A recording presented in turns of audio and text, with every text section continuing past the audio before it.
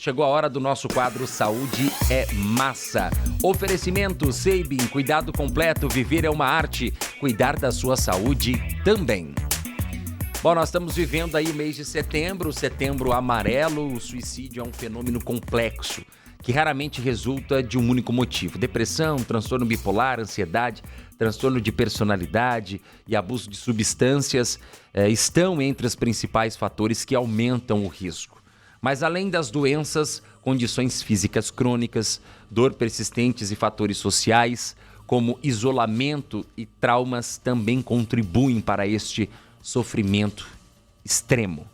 Sobre as doenças e os transtornos que podem levar aí ao adoecimento, ao ponto de chegar aí até, Deus o livre, né, o suicídio. Ninguém quer passar por isso, mas nós temos que falar sobre isso. Eu vou conversar agora com o psiquiatra, Dr. Marcos Estevão. Doutor, muito bom dia. Obrigado pela sua presença aqui na Massa FM. É muito importante nós falarmos desse tema que ainda é um tabu, né? Mas que a gente tem que falar abertamente e conscientizar a população.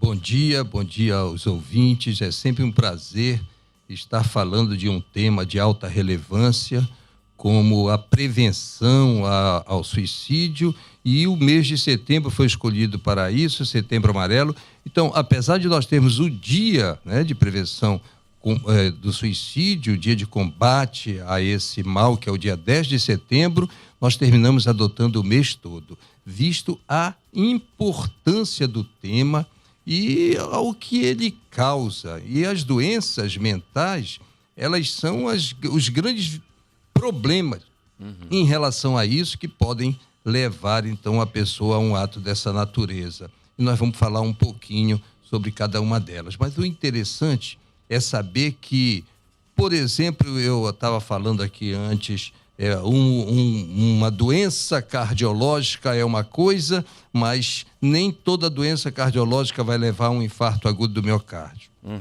Infarto agudo do miocárdio é uma coisa extrema. E assim é também a doença mental. Poucas são os casos de suicídio, se nós relacionarmos ao número de casos de doença mental. Mas eles são coisas extremas, preocupantes, e que nós precisamos estar atentos a ele. O problema maior é que realmente nós não sabemos exatamente quem vai se suicidar, mas nós temos conhecimento dos riscos. Sim. Os riscos de suicídio, eles precisam ser valorizados e precisam ser divididos, né? A parte médica, a sociedade, o poder público, as famílias, todos nós precisamos trabalhar contra esses riscos. Certo. As doenças, você enunciou aí há pouco, a depressão é a principal delas. Né? A depressão, ela tem as duas fases. Ela pode ser uma depressão maior, que é a depressão unipolar, ou a depressão bipolar, que ela é aquela que faz parte de uma doença conhecida como transtorno afetivo bipolar ou transtorno do humor bipolar. Essas, em suas formas graves, elas trazem risco de suicídio. Nas formas graves dela, é importante que nós saibamos que não significa que o deprimido tenha esse risco, mas que a forma grave de depressão tem. E quando é que ela tem o risco de suicídio? Na verdade, são aquelas doenças em que o sentimento de menos-valia é muito grande e o sentimento de que a vida não vale a pena. E as pessoas, elas vivem um conflito interior. Sim. E que elas, dentro desse conflito interior, elas não veem saída que não seja a morte. Então, esse é o grande problema do suicídio. É a falta de saída vista pela pessoa. Certo. Aliás, não vista pela pessoa. Doutor, pegando o gancho aí, né, que a gente falou que a ansiedade, a bipolaridade, enfim, a depressão pode levar ao pensamento suicida. O uso excessivo de álcool, drogas, isso também potencializa esse risco? Sim, o problema com dependência, com abuso de substâncias lícitas ou ilícitas, substâncias potencialmente dependenciogênicas, aquelas que trazem dependência ao longo do tempo, eles são um dos grandes riscos, o terceiro maior risco de suicídio. Só fica atrás da depressão maior, que é a depressão unipolar, e a depressão bipolar, né, no transtorno bipolar. Então, o uso de substâncias, todas favorecem. Agora, você imagina o seguinte, se nós levarmos o uso de substâncias, nós sabemos que 70% dos grandes usuários, ou seja, dos abusadores, dos dependentes, têm algum transtorno mental, então você vai terminar unindo doenças.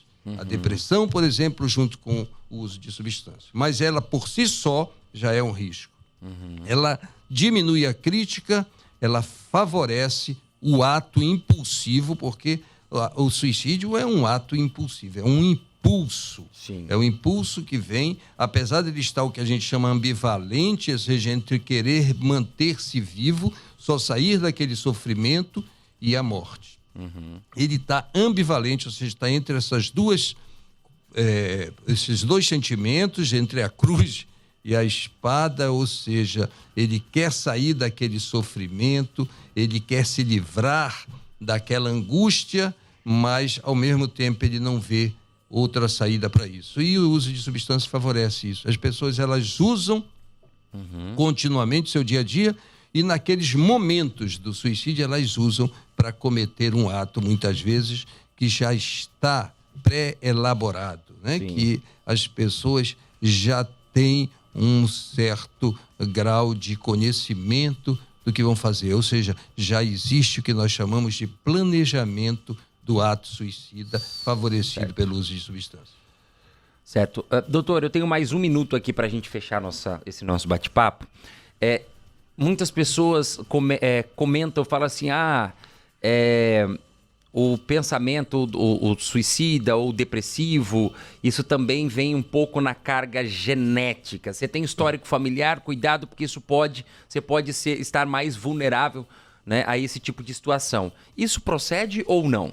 Sim, procede. Nós temos feito muito o estudo genético, né? Principalmente depois do estudo do genoma, do conhecimento maior, nós vemos isso. Histórias genéticas, histórias familiares de suicídio aumentam o risco, né? Aumentam o risco de suicídio no outro membro da família.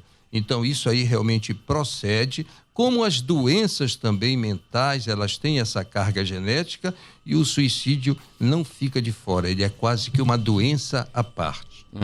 É um grande desfecho de algumas doenças que a gente tem que estar intervindo, né, bastante, para ver se a gente diminui ou pelo menos não deixa aumentar, como tem aumentado muito, e campanhas como essas são realmente para conscientizar as pessoas, para que todos percebam o risco, seja no sistema de saúde, na atenção primária, na atenção secundária, na sociedade, de modo geral, na família. Os riscos precisam ser avaliados, ser vistos, ser reconhecidos. Eles precisam ser reconhecidos, e então o encaminhamento a um profissional da área de saúde mental.